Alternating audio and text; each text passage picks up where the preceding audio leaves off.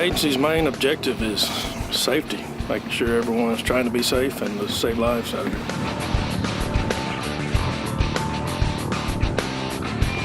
That's a broad term, but everything from compliance to skiing regulations, flotation devices, PFDs, of course use of alcohol, reckless operation, just trying to keep people from getting hurt.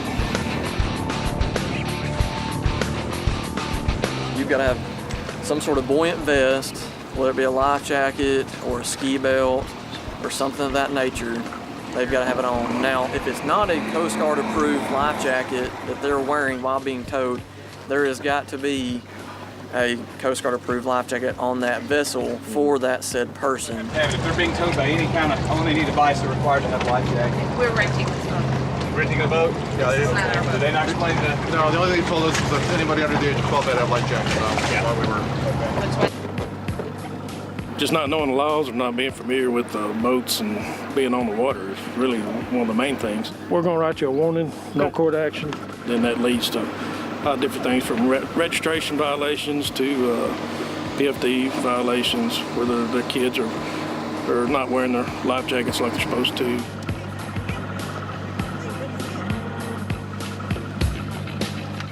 Yeah, most of the issues that we run into on the lake, it's people that just didn't know any better, and that's getting a little bit better now that we have that mandatory boater education.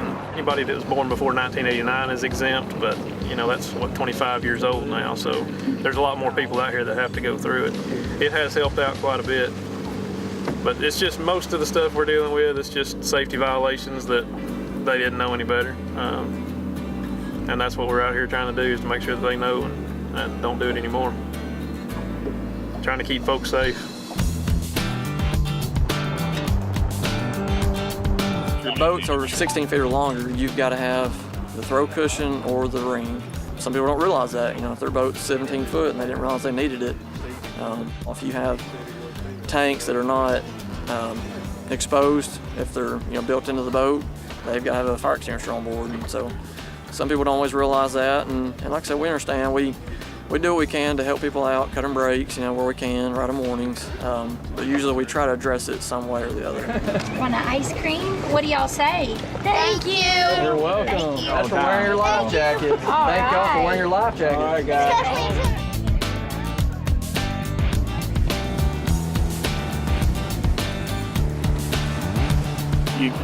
I count for as many people that's out here on a given day, and luckily, no more injuries and fatalities than we actually do have. I mean, they're safe, but you have to try to be safe.